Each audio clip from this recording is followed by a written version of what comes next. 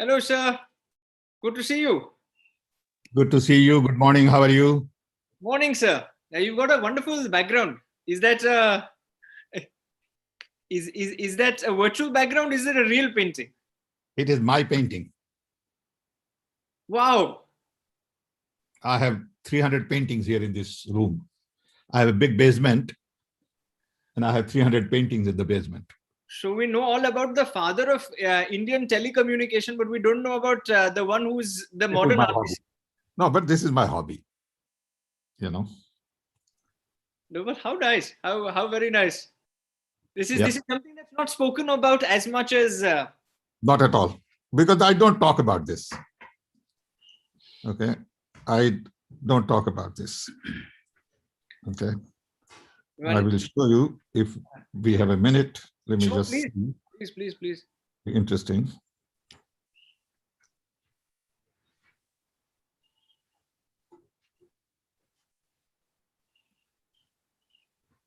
Where are you? I'm just trying to get you on. On WhatsApp? Yeah. Right. But video. Just call me on WhatsApp video. I'll call you on WhatsApp video.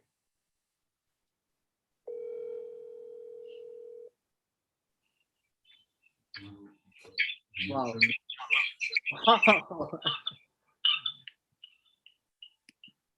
That's unbelievable. They're all over. This is all you. This is all mine. I don't know whether you see it. It's hard to see, but yeah, it just goes anyway. Okay, let's start. I will turn this off. Yeah, it's off. Okay. Nice. No, this is a different side which I've never heard about and never read about. So this is a very nice, very positive thing to start on. And we're going to be going live in 5 minutes. At 6:30, we'll go live. Okay. So it should be ready 6:30, right? It's 6:25 in India. Fine, thank you. So okay.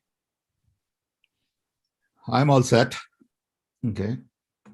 I had 3 exhibitions so far of my art, but very private. One in London, one in Paris, and one in Vienna, Austria. Okay. And one in Chicago. Sorry, 4. I haven't shown anything in India. I do doodles. Okay. While on phone with people. And from doodles, I expand these into big canvases. And some are big. For example, this is 5 feet by 4 feet. The others are 6 by 4, 4 by 4, 3 by 3. Excellent. This is, and you must do some in India, because I think a lot of people in the country would really like to see this side of Dr. Sam Pitroda, the smiling artist, and not the visionary behind telecommunication and the politics and so on and so forth. This is just a hobby. I'm not a painter, And as I'm told that we are now going to be going live in a minute. Okay. And we are already live, I'm told. We're live on Instagram with about 2,000 students. Okay. And we're just waiting for a couple of more to join in. But it's an honor and a pleasure to be able to do this. So at the very start, thank you. I'm going to start, sir, with a small introduction, and then I will get to the questions. Okay. Right. Okay, I'm just giving a thumbs up, so we'll start. Thank you. So, ladies and gentlemen, boys and girls, today we have somebody who needs very little introduction, but it is my duty as host to introduce him. He's the reason why we have Jio, Flipkart, Airtel, and so many other things that you're utilizing today. The reason why you are listening to this on Instagram, Facebook, or YouTube. Now, all of you must be wondering, saying he's not Mark Zuckerberg, he's not Mukesh Ambani, so how is he responsible? Well, let me tell you, for the ones who do not know him, he's the man who's taken a rupee salary from the Prime Minister for advising him on something that all of us are now combined through. He is regarded as the father of Indian telecommunication and has spent about 55 years in the field. He's advisor to multiple Indian prime ministers. He served as advisor, and he is chairman of the Indian National Congress, the Overseas Congress, and the man who quite literally governs the World Wide Web in one way as we know it. He's in fact a board member of the foundation that actually oversees it. Someone who is revered not just for his intellect, but also for his witty remarks. It is a pleasure and an honor to be able to do this with you, sir. Welcome, Dr. Sam Pitroda, to I.I.M.U.N's author series. Thank you, Rishabh. Thank you for inviting. I want to thank Prakash Shah, who introduced me to you. I want to thank him also for the opportunity, and thank all of your viewers for spending time from their busy schedule to come participate in this program. So in fact, Ambassador Shah is joining us on Instagram as one of those thousands of viewers who are logging in and who've told me he's told me all these fascinating stories about you. But sir, if I may ask you one question, because many of the viewers are young people who've only read about you, and probably this is the first time that are getting a chance to interact with you. So, sir, your journey as a telecommunication expert, something that you are known for, and now what you see today as what it's come to, the use of the internet and how we're connected. So if you had to describe that entire journey in a sentence, how would you describe the journey of the last 55 years? Exciting, rewarding, adventurous, fulfilling, and a joy. And a joy. See, just to give you quick background. Right, sir. I was born and raised in 1942. Right, sir. During British Raj, in a small little tribal village in Orissa of Gujarati parents, brought up under Gandhian values, went to a small boarding school in Gujarat, then went to college in Baroda, and then one day read in the newspaper about President Kennedy deciding to send man onto the moon, got all excited as a young man, and took a boat to come to America, which traveled from Mumbai to Karachi to Aden to Egypt to Genova, Naples, and took a train from Italy to London, took a plane from London to New York, and a bus from New York to Chicago. This was 55 years ago. I had a girlfriend in India from college days. So my goal was to really get her here and get married soon. Right. So in a year, I finished my master's degree. I had a master's in physics from India. Right. She came here. We got married. This was about 54 years ago. Started many companies in America, built a family. I have 7 brothers and sisters. They all came here one by one. My parents came here, died here. And then in between, I had an opportunity to work in India through Mrs. Indira Gandhi, then with Rajiv Gandhi. This was 1980s, 81. And I convinced both of them that we could change face of India if we focus on IT and telecom. These were early days. People had never heard of C language programming, microprocessors. We brought all that and trained thousands and thousands of young people in India from IITs and other universities. I remember Infosys had 5 people. I remember Wipro had 8 people. So those were the early days. But a lot of people contributed, especially young talent in India, to build foundation for telecom in India. The key was to build human resource and focus on Indian model of development, indigenous development, local talent, rural exchange, STD PCOs, digital technology, our own software. Then we had 2 million telephones. Today, India has 1.2 billion phones. So I think credit goes to lots of people. including entrepreneurs, government policymakers. Rajiv Gandhi provided political will, which was the key to really launch IT revolution in India.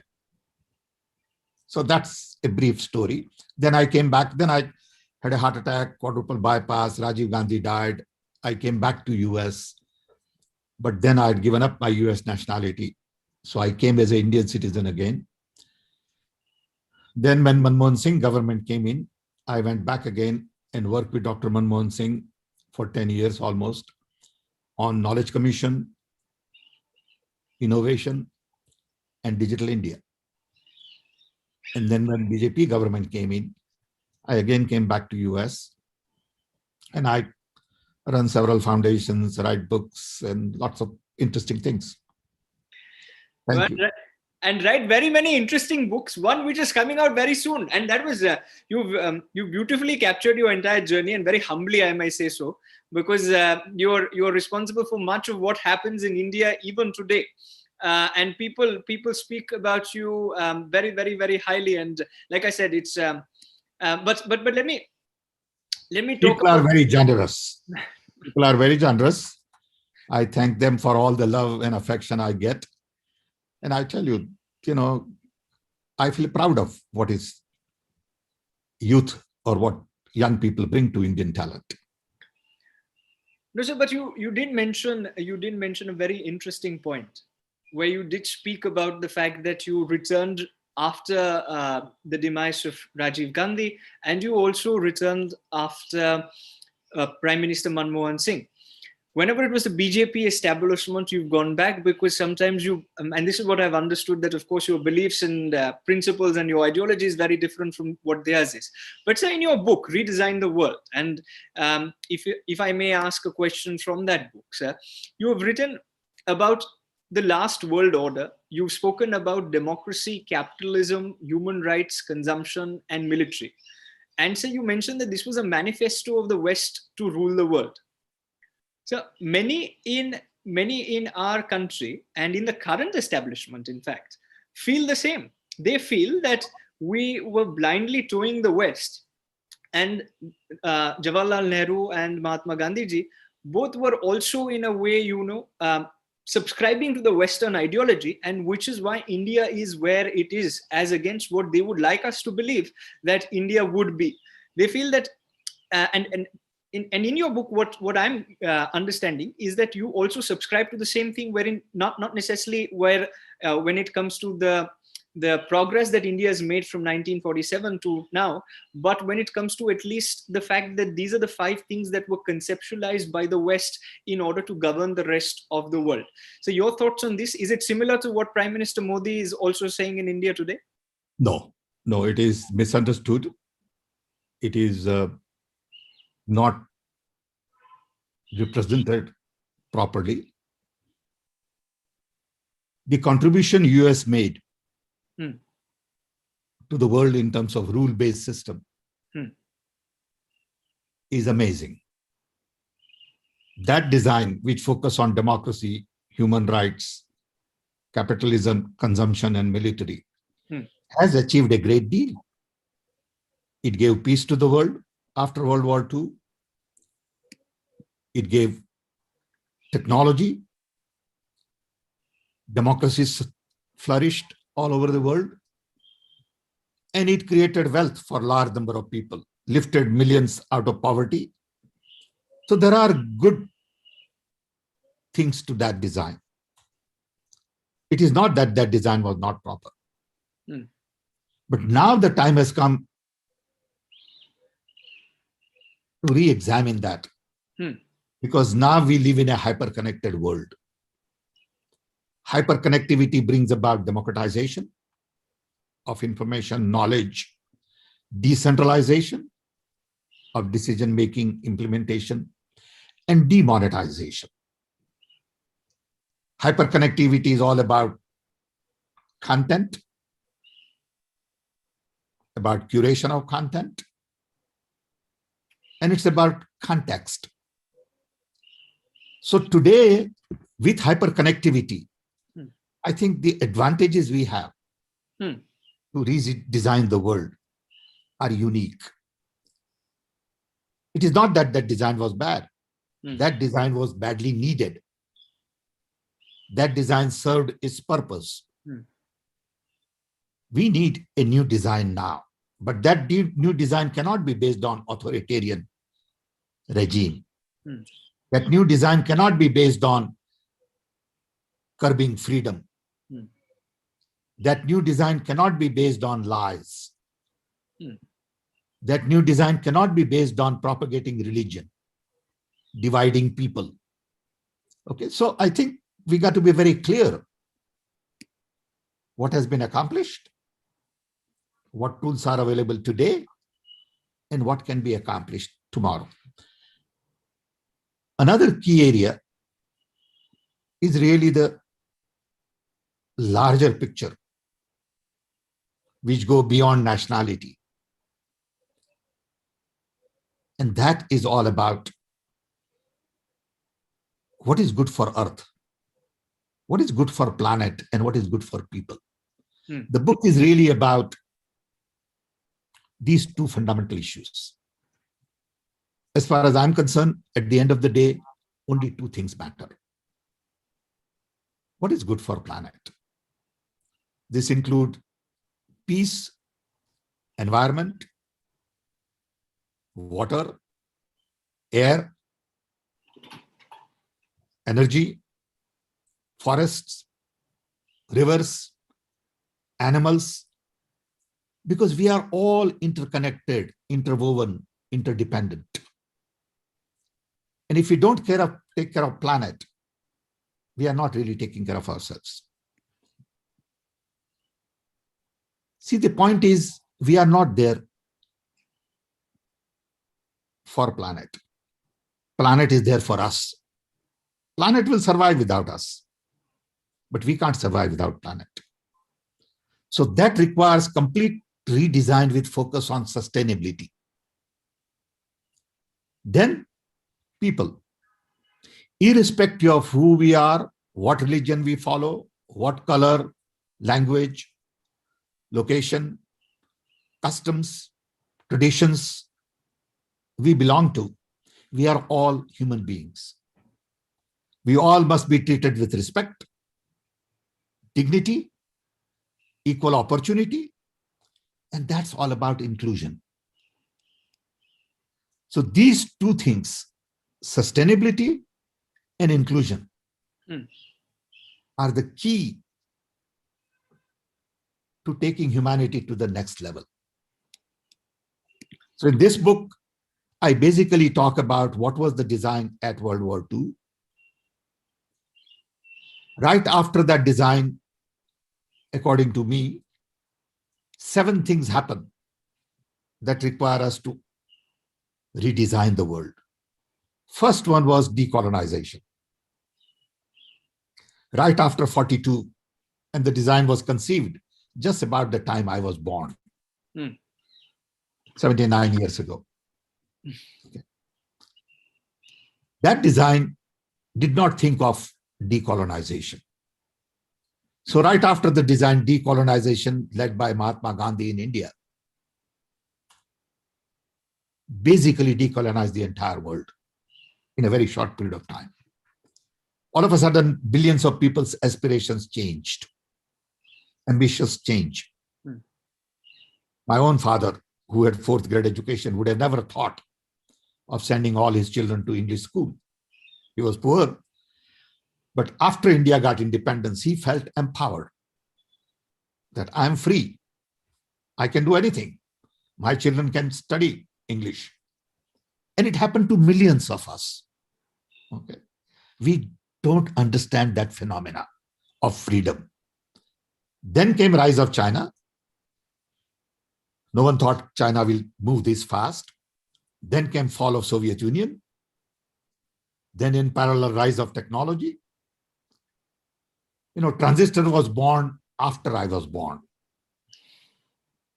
I've experimented in vacuum tubes, transistors. I've seen the birth of microprocessor, all of these languages, computers, laptops, smartphones. I've seen it all fortunately or unfortunately. And the role of technology has been tremendous in the last 75 years. And we have to give credit to America for that.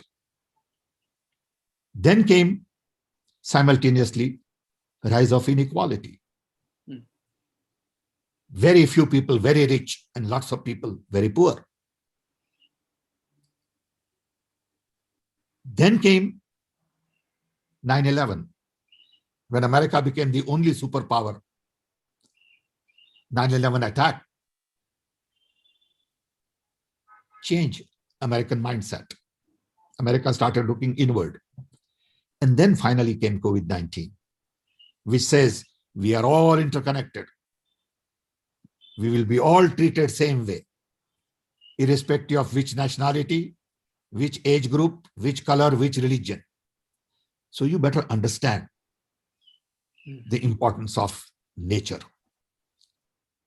And these 7 events tell me, especially COVID-19, that we must rethink the paradigm. It is an opportunity to change the paradigm. All you can do is begin new conversation. I'm not going to change the world. I know that. We all begin new conversation, And I want to thank young people for joining in on this conversation, which is the first conversation on the book, which is to be released by Penguin, launched by Penguin on 26th. It is already available on Amazon.com and other online services. It will be launched in India, US, and UK. So the key is for the young people to understand a lot of these ideas and demand what is good for their future and not get sucked into the past.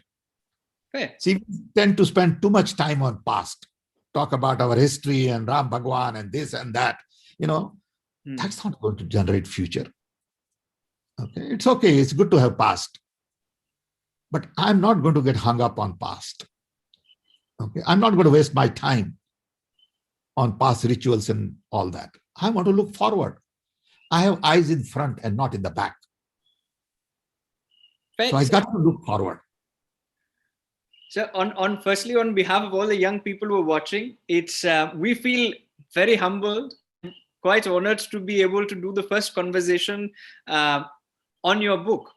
In regards to what you mentioned about, and you've again articulated very well a few points, and the need for redesigning the world. But one of the things which I think is, if you don't know where you've come from, sir, then it's almost impossible to know where you're going. So therefore, you should know where you come from, but right. You don't get stuck up. Fair, sir. Where you come from. That's all. We all come from Africa. Right, sir. Okay? Right. So let's not forget that. Right. We all were same. Correct. Our genes and genes of apes right. are 98% common. Okay? So you can't say I come from Hindu religion. You can't get stuck there. That's my point. Okay? But so the concept of one world, isn't it the same concept of Vasudeva Kutumbakam, which also is... Of course, that's good. I agree. Then implement it now. So which is promoted at the end of the day by the Hindutva ideology. They also say Bharat Varsha is the centerpiece to one world, and we need to combine the world in... Practice. That's all. Practice. Don't distinguish between people. Don't talk about religion too much. Don't, penalize people who don't follow your, values. Just practice. It's good. I'm all for it. But I don't want to get hung up on that conversation. Got it. I want to talk about future. I want to talk about technology. I want to talk about employment. I want to talk about growth, prosperity. Jobs are very important to young people. Okay. I want to talk about the world of 2200 and what role we can play. I want to visualize future. See, people tend to go to past because it is comfortable. Okay, you know what happened. Future is sometimes painful Hmm. because you have to survive on a day-to-day basis, thinking about complications. Present may be comfortable for some, but the key is to really articulate future and show a path to young people so that they see in that path their future. So, very well said once again, but I'm going to probe the last time on this one, and then I'll move to the future, because the future is as important as the present, and in my humble opinion, also some part of the past. But so you're not against. Let me get this correct. From my little understanding of reading the book, I'm not against anything. No, you're not against the Hindutva way. No, I'm not against anything. I'm for everything. Okay. You decide what you want. Okay, I don't care, but I decide what I want, and you shouldn't care. Okay, so I think what I'm saying is freedom is all about freedom of thought, freedom of action. But in that freedom, you got to treat everybody with respect, dignity, whether it's women or people with different religion, different language, different color, different caste. How do we treat our, Dalits? Fair. How do we treat our tribals? Okay. Fair. Fix that. And then talk about religion. Fair. Okay. Don't talk to me about religion. I'm not interested in it. Fair. Okay. And sir, but in terms of freedom, you mentioned also in terms of freedom, that one should respect somebody else's freedom, and it's a two-way street. In this, I must ask you, because this is primarily an Indian audience who are politically sensitized, who are sensitized to what is happening currently. And as I will touch upon a few things that are written in your book about this as well, but more specifically in the case of the concept of democracy. And in our country, some people believe that there is too much of democracy. Do you think that there is too much of democracy ever? And there is not too much of democracy. In fact, democracy is being hijacked. So the reason why I asked this question before you answer it, I'm sorry to interrupt, is because I see some leaders, and this is again, a lot of young people have contributed to these questions, so these are not all mine, so I can't take the blame or all the credit, but leaders such as Farooq Abdullah, who basically said that China should help us in solving the Kashmir dispute, when technically everybody knows that Aksai Chin also, China is a part of the territory, they're trying to claim the territory. So to make such kind of statements, don't you think that then is slightly against national interest, and is going and is just utilizing the concept of democracy in a way that it should not be? Or do you think that it's you have to ask Farooq Abdullah? Right. Okay, not me. Okay. But and in regards to the question of democracy, is there ever too much of democracy, or that's... There is never too much of democracy if it is responsible democracy. Okay. See, democracy is all about empowering human being. Democracy to me is the bedrock of human potential. Okay, when you tell me what I can do and what I cannot do, you are curbing my potential. Okay, democracy is all about, it is fundamental to fulfillment. Okay, at the end of the day, three things matter in my life: love for everybody, cat to dog to animal to brother to cousin to nephew to my enemy. Work is not necessarily about telecom. Work is about sweeping floor, cooking, painting, music, traveling. That's work. Okay. And third is fulfillment. I cannot have fulfillment if there is no democracy, because then somebody is going to tell me what I can do and what I can't do. I want to follow rule of law. I want to follow what is good for the humanity, what is good for the planet. But I got to have the option. Okay. And that's why democracy is very important. And with hyperconnectivity, you are really empowering everybody. You see, this has changed everything. This says I'm empowered to get my education, my music. Don't tell me what music I should listen to.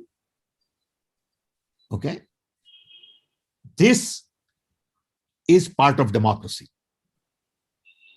Okay. So democracy, you have to understand, is a broader concept. It is about decentralization. Democracy is about, at the end of the day, empowering me to do what I want to do. I want to select my journey. But in the process, I can't hurt anybody. I can't hurt environment. So there are certain rules and regulations I need to follow. I can't steal. I can't lie. I can't cheat. Okay. I can't discriminate people. That is what democracy is. On one hand, you talk about it, and then on the other hand, you lie about it. Okay. That's not democracy. So it all depends on how you look at it. Okay. These are my views. Right. You don't have to agree with it 100%. And I respect you for disagreeing with me. One thing I would do is agree to disagree with you. But with great respect, love and affection, concerns and care, and I'll always remain friends. and that's the thing that I think a lot of our political leaders across party lines must learn from you. That if you agree to disagree, but you do it with respect and yet continue to remain friends, then I think we can handle the pandemic much better than we have in the country as a whole. But then again, sir, we need civilized conversation. But sir, when it and again taking civilized conversations to the international context. So, are there civilized conversations possible in institutions such as the United Nations, the International Monetary Fund, which put one country above the other? Where what eventually does happen is when people agree to disagree, the person who disagrees has something that's called the veto power, or has something in terms of an unfair advantage, like even in the WTO, where certain countries have unfair advantages. Are all these international multilateral organizations a reflection of the power structure that was? And do you think that this needs to be radically reformed if they have to be relevant today? That is what this book is about. Right. At the end of the day, this book talks about the fact that there are 5 pillars of the old design. Right. Democracy, human rights, capitalism, consumption, and military. The new 5 pillars of the design need to be clearly understood, articulated, and ultimately implemented. What are the new 5 pillars? Take democracy to inclusion. None of the democracies today in the world are inclusive. America is not inclusive. You look at what happened to Black Lives Matter. India is not inclusive. Look at what is happening to Dalits and other minorities. China is not inclusive. No one has a democracy that is inclusive. So that has to be the foundation. Take democracy to inclusion. It may take 50 years. Second, take human rights to human needs. Today we can produce anything, but we wind up producing for people who can afford to buy and not for people who need it. These are all fundamental ideas. So we really need to make sure that everybody in this world has enough to eat, wear clothes, have a shelter.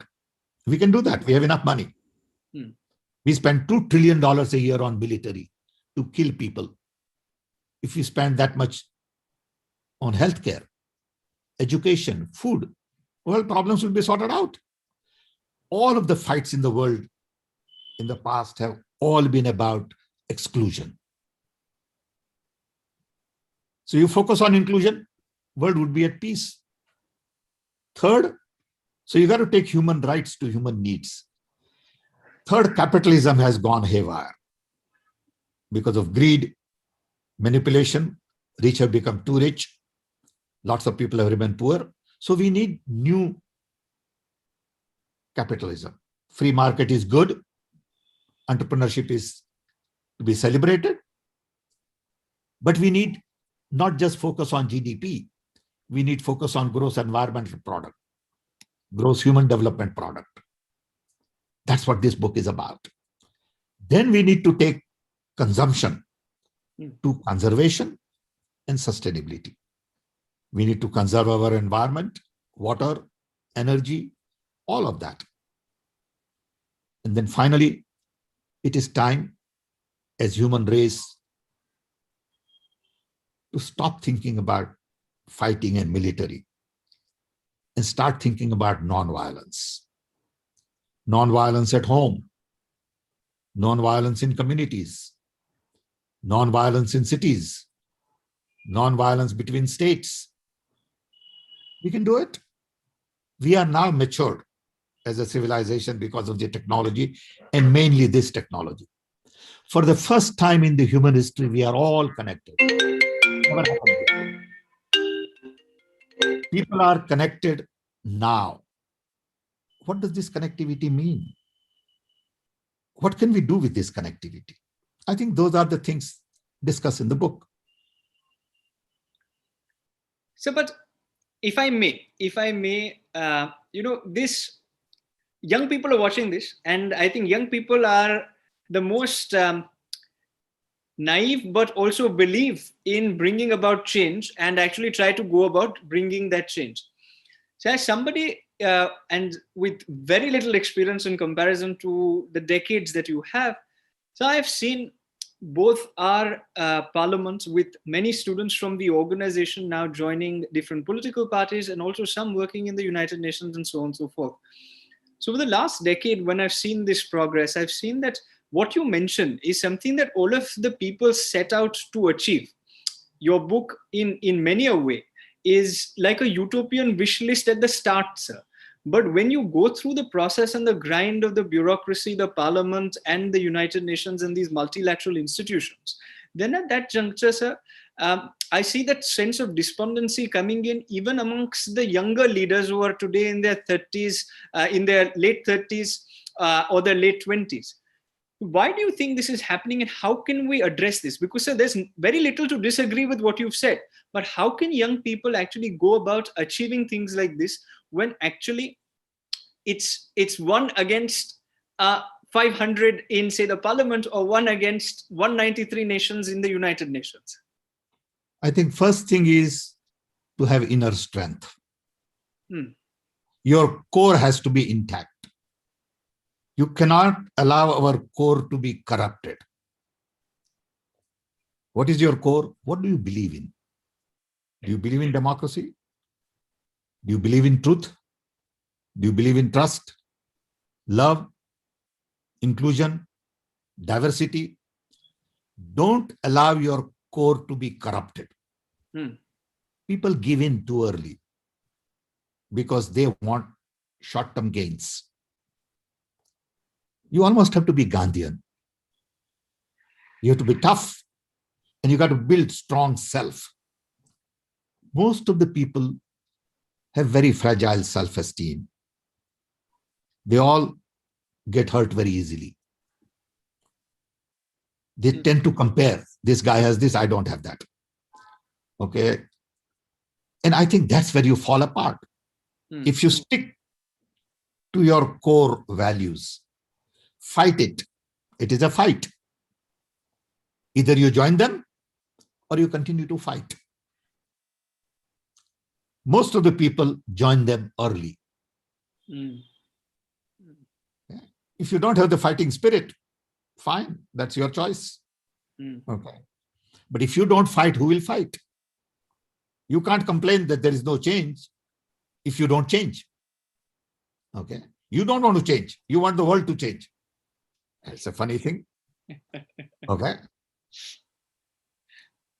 So I've gone through it in my life. I'm almost 80 years old, and I tell you, I had never had a need to lie. Okay. I mean, it's not an easy thing to do. There is price to be paid. You pay that price. Okay. I never had to call anybody to get admission for my children. I would not do that. Okay. Never taken anything from anybody. Not that I'm great. That's not the point. Point is you got to believe in certain things. And if you believe in it, fight for it, you've done your job. So first thing is, if you read this book and your thought is, oh, it is utopian,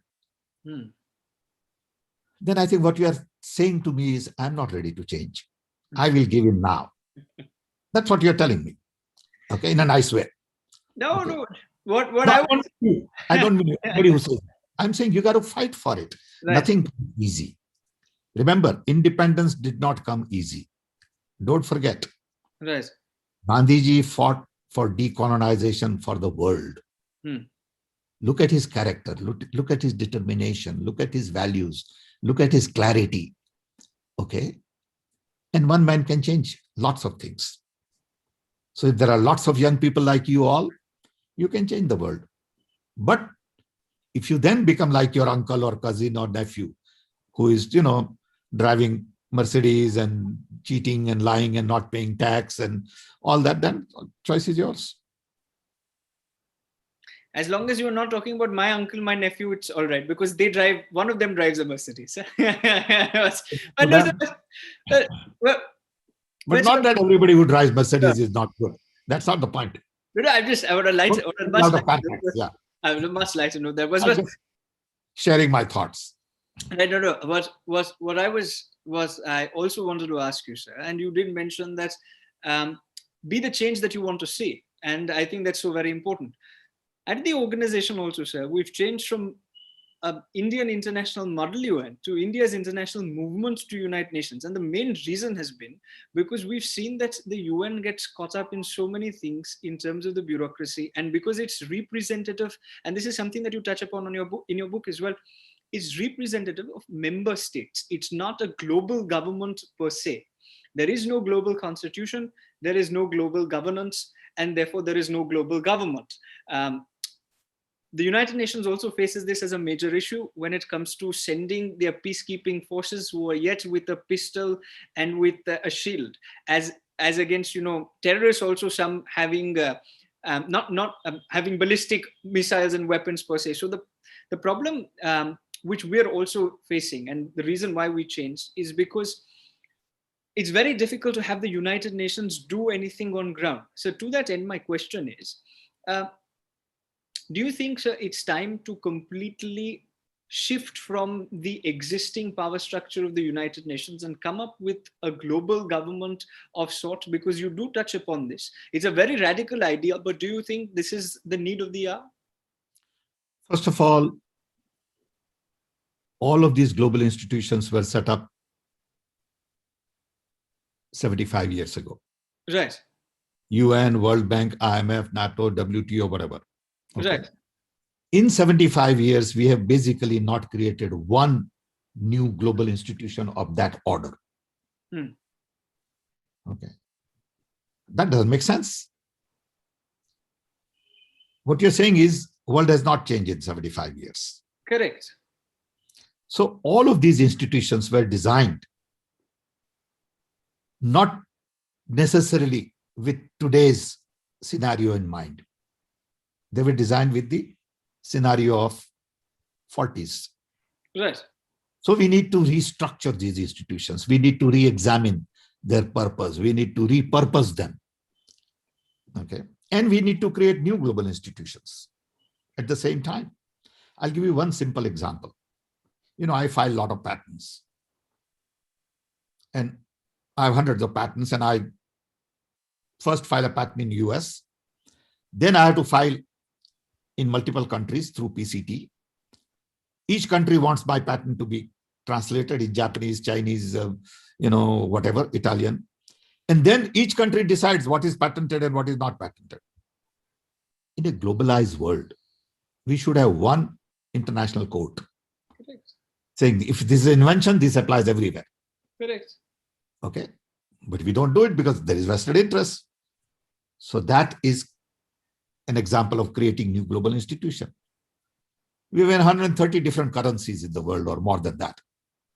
Do we really need all that currency? Some country of 5 million people have their own currency.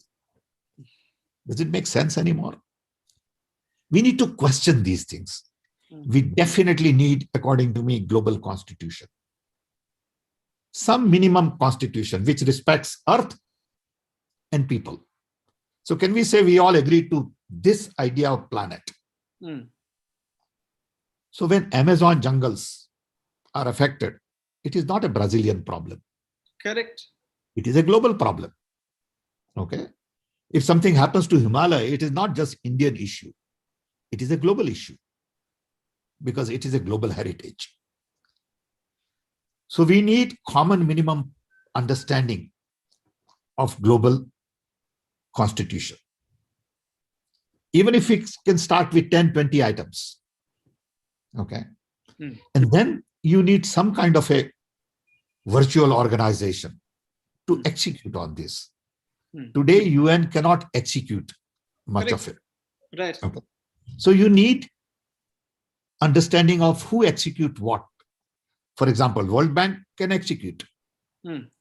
IMF can execute. But UN can't execute. It is all, you take, sustainable development goals. They're all aspirational. Very true. Okay. Right. We had earlier millennium or development goal. Nothing Right. happened. Okay. I mean, these are good ideas. A friend of mine, Jeffrey Sack, drives these things. Great guy, wonderful human being, has wonderful ideas. But then what happens at the end? And those are the issues I'm talking about re-examining.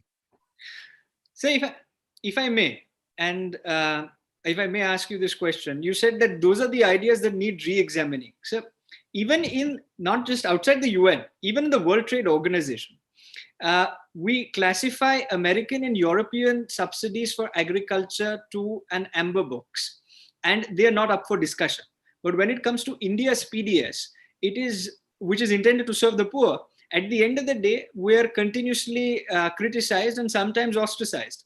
But yet India has this obsession with the United Nations. India has this obsession with the WTO, with these global institutions.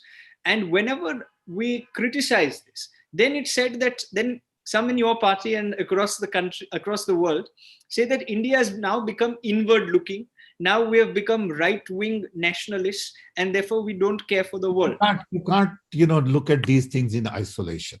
Okay, you've got to go back to equality, inclusion, right, fair conversation. Everyone has to be treated equally. So it is not about just this idea. So you can't take things out of context. Okay.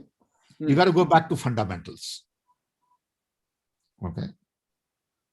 And if you don't get to fundamentals, the conversation gets diverted in wrong direction. Okay. Right. This is not a very serious, hard talk BBC show, and it's not Karan Thapar's Devil Advocate, which is why I'm going to end my part of the questioning with a light-hearted set of questions. So what's the first thought that comes to your mind when somebody says food? I'm going to take it away from the book for a bit and going to try to know the man, Dr. Sam Pitroda. So what's the first thought, Dr. Pitroda, that comes to your mind when I say food? Eat. When I say environment? Keep it clean. When I say painting? Enjoy. When I say India? Country I was born in. Vasudeva Kutumbakam? World is my family. And when I say redesign the world? Change. Okay. For good. Change for good. Change for good. And when I say Bharatiya Janata Party? Just one political party. And Prime Minister Modi? Just one Prime Minister. Lack of opposition in India? Situation as you see it today. And the last one, because the entire book surrounds this, Democracy. Fundamental to fulfillment, human fulfillment. Fundamental to human fulfillment.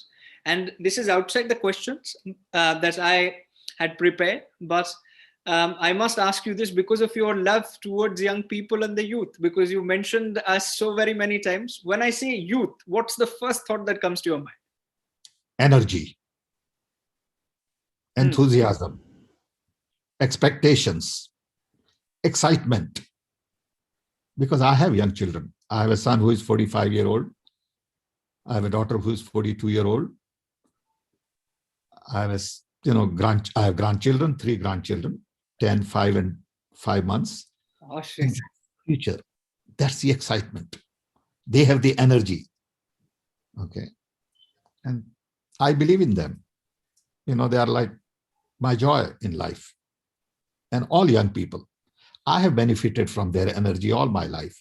C. Dot in India delivered only because of young talent and young energy. I get credit for it. But it is the energy and enthusiasm and hard work of young that gets things done. Okay. Right. And all young people look towards the right guidance. And I'm glad that this conversation has provided many insights, not just to your book, but what young people should be doing. But let me take, with your permission, a couple of questions from the live audience who are watching across social media platforms. There's one that comes in from Instagram, which says, what are the areas of focus when it comes to technology in India? Should India invest in research for areas like artificial intelligence, blockchain, etc.? See, technology is not just about IT, software, telecom. Technology is also about biotech, nanotech, materials. IT is one piece. There is a technology for gadgets and there is technology for people. We got to have good combination. What is the idea of technology? It is basically to improve comfort for all of us. That's what technology is all about. Whether it is air conditioning, computer, laptop, train, plane, it is comfort. But along with comfort should come wellness. If you're not well, what good is comfort? So wellness technology is equally important as much as it is for comfort. So comfort and wellness technologies go hand in hand. And, big data analytics, AI is just a small little piece of the puzzle. It's a tool. It's a small little piece. One thing I want to say this, Right. all of you, looking at your, age and body language, will live to be 150 years or 120 years minimum. Guarantee. You can remember me when you are 120. Because by the time you get into trouble, which is another 20, 30 years, technology would be so far advanced that you'll be put on a production line and your body part would be replaced like they replace in auto. Look, I'm 80-year-old. I had 2 quadruple bypasses. I had cancer. And I'm doing great thanks to technology. So you will live to be at least 120 or 130. Guaranteed. So plan accordingly. Don't plan as if you're going to live to be 70. Okay, you have another 100 years to go. Work it out. Okay. That is the beauty of technology of tomorrow. Wow. If I may ask this one question, that what do you see 2200 as? Now you've got me very interested. You said this generation is going to live to 120. People say this generation is going to live to 35, not to 135. So now that you say that this is the case, in 2200, what do you see the world of 2200 as? I am very positive. If you think positive, positive things happen. If you think negative, negative things happen. So I would start with being very positive. I think 2200 environment would be much better. Our rivers would be less polluted. We'll have more forest. We'll have more animal. Because of all the technology, we'll be able to bring some of the animals that we have lost back through genetic technology. Okay. People will live longer. People will have more comfort. People will respect each other better. And that's what this design is. Okay. Inclusive, democratic, non-violence at peace. I think it is possible to build this so-called, what you said, Utopian world. Utopian world. Okay, not Ethiopian. Okay. Right. And, it is possible to do that. Okay. Right. You're a very optimistic man, and I think that is what young people love the most when they see this kind of optimism, especially from somebody as you have to make it happen. Hmm. You have to make it happen. I won't be around. Okay. But you would be. I can assure you, you'll be around at 2200. Guaranteed. Okay. So figure it out what you want to see then. It's your job. I don't know whether that's a good thing to be around in 2200 or not, but I'm always going to try to. It's a great thing it's going to be positive. It's a great thing to be around. Let me just I was just going to say that. Let's fix this first. It is a great thing to be around. Okay. Life has to be celebrated. Right. Okay. You can't say, is it good thing to be around? Of course, it is good thing for you to be around in 2300.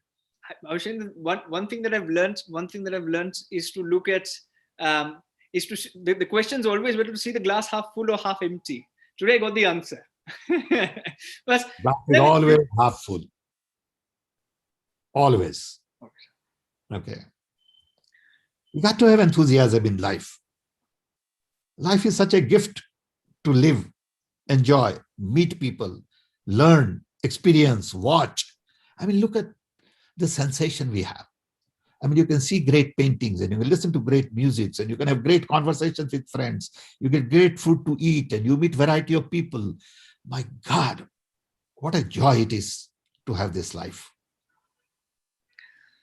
What a joy it is to have this life. And that I think is a perfect note to end this conversation, because young people should look forward to the future, not to just the past. As much as the past will teach you about what to expect in the future, like Dr. Pitroda said, focus on the future because the future is bright. And to all the young people who have joined in, thank you very much, because it's a Sunday evening, but I would like to thank our guest because it's Sunday morning at 8 a.m. in Chicago. And he's taken our time on a Sunday morning in order to do this. Heart filled with gratitude. Thank you for the opportunity.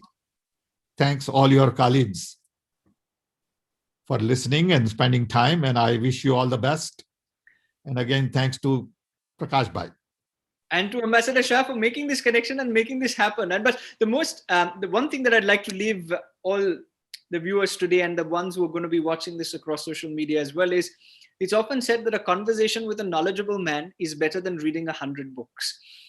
This conversation is, of course, better than reading the 100 books. But from the little that I've read, to read the book. But that's what I'm saying. But it's available on Amazon.com.